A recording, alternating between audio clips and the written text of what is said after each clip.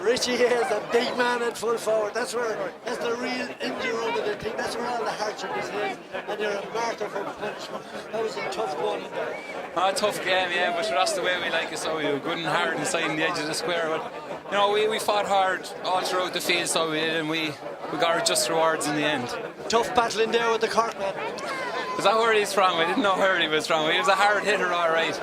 But I suppose it was a 50-50 all the way, and I don't think either of us came up on top. Enjoy this one, Richard. We will enjoy it. We will. Congratulations. You'll win the well and have a great Christmas. Thanks very much, sir. See you in the new year. Richard. Thank you very much. Prize effort. I don't know about that. Listen, you enjoy that. But it was nerve-wracking. Oh, you enjoy it now, but during it, it's a tough going. They came at us and they got a great start on us. But the same thing as we do every year, don't give up and just take the next score and work at it. That's all we done. I said to Joe Henderson, it was all about heart. They had to go for big hearts to win that one. Oh yeah, well, that's it. Near the end there, you just have to look at the lad beside you, and you can see it in him. He wanted to win it, and that'll drive you on, and you wanted to win it. You just works down the way down the field. So that all comes from training too, driving each other on. Good. Enjoy it. Oh, well done. I intend to. Come on, Barry. Right, Dermot.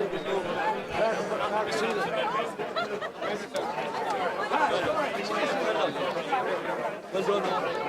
Well done. I'll buy you the turkey.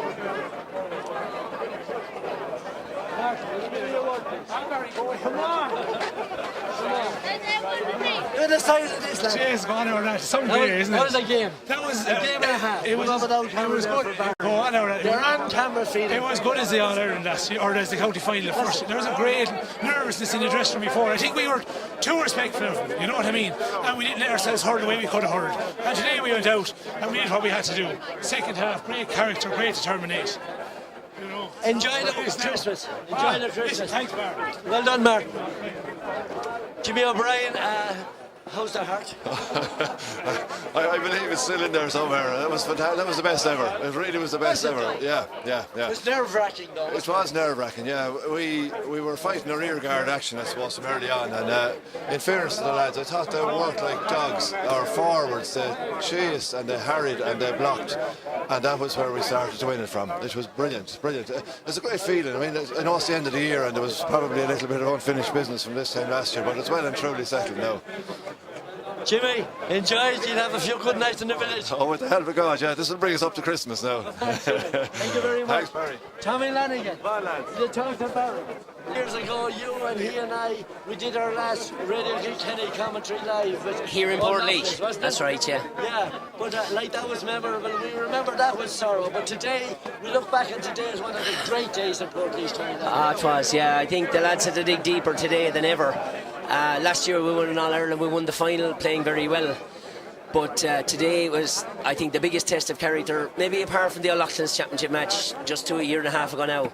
But it was a great test of character for them, and they really stood up to it. And, you know, fellas who had been playing poorly in the first half and had been under serious pressure, they just turned it around and played with great confidence and great fight. But go on, I think it was I think a great reflection of Kilkenny hurling as well, and how Kilkenny hurlers go on and dig in and fight to the bitter end, and I thought they were great.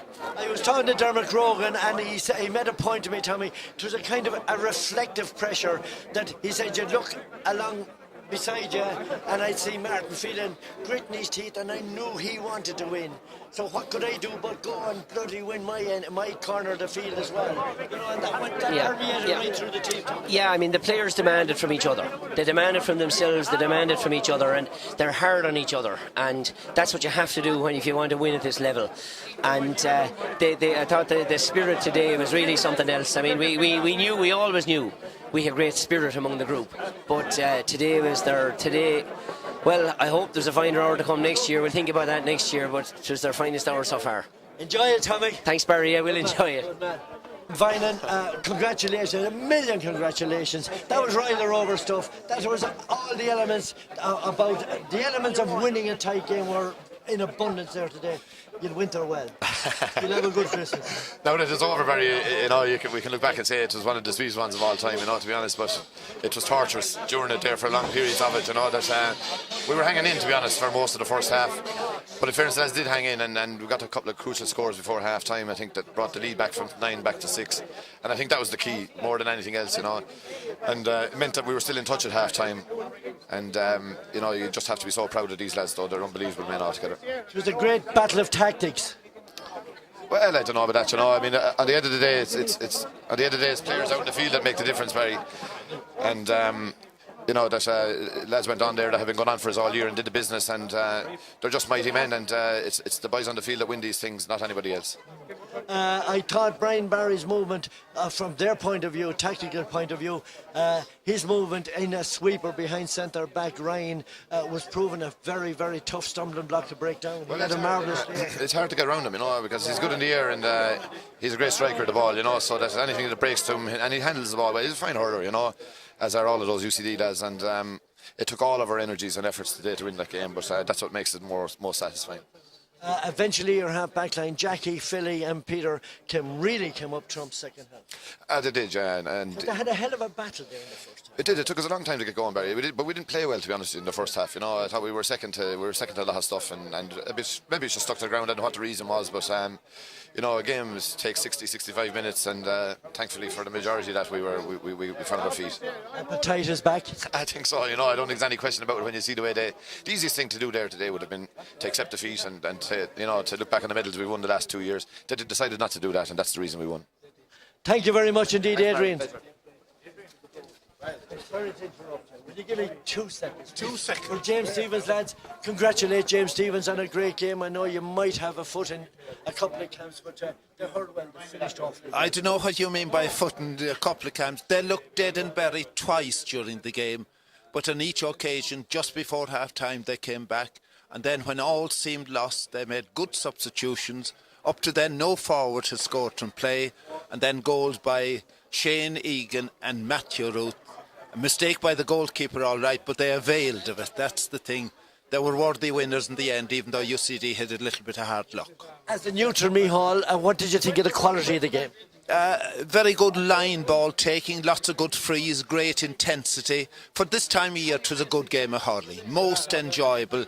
They will need to improve more if they have visions of beating, we'll say, the likes of Newtown Shandram later on, but that's for the new year to tell. Shin Loyal. Shin Loyal, agus Tucking Loyal. Tucking Loyal, and we'll see you on Friday night in Kilkenny. Sure, yeah.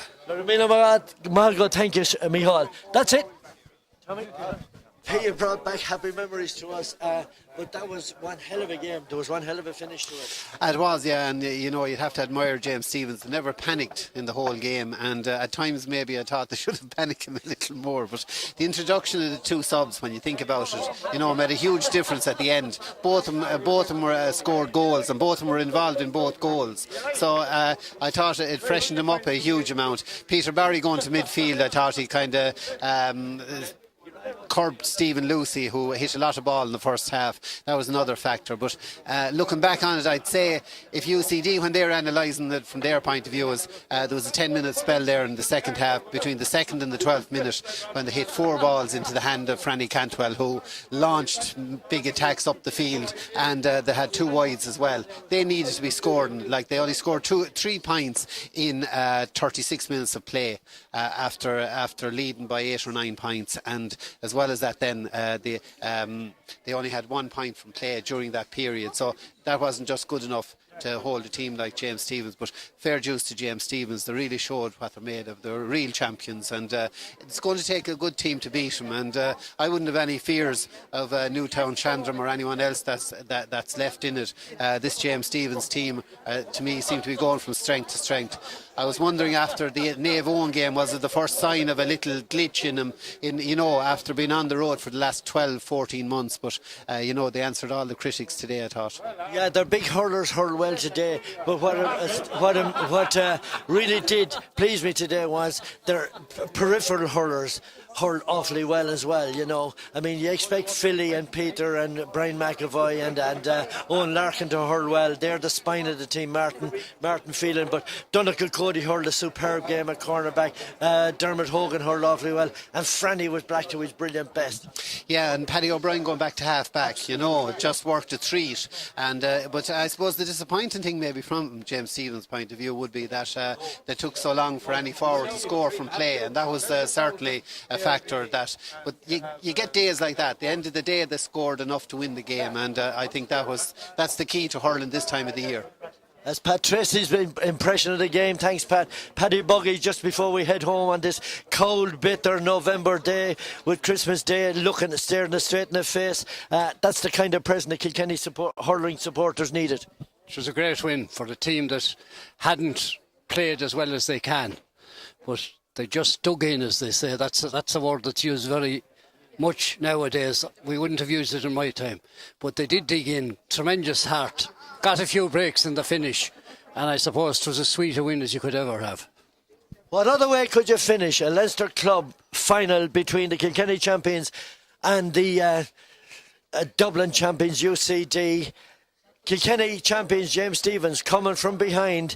They really dug deep here in O'Moore Park. They won by 213 to 112. 6 minutes from time, it didn't look as if they were going to get up on the wire at all. Then 3 minutes from time, it looked as if it was going to be a draw. And then, just on the call of full time, we got that goal from young Matthew Root, who fleeced the ball over the end line, over the goal line for that all-important second goal for James Stevens. Added to a bit of point by on the far side, I think it was by Shane Egan. I could be terribly wrong there, but I'll have to look up my records. But all in all, a superb day for James Stevens. The pride of Kilkenny, the pride of Kilkenny City, the pride of all Kilkenny hurling support. From O'Moore Park on a cold November evening, this is, you know who saying, Slán is Clonary and Boher Live Galer.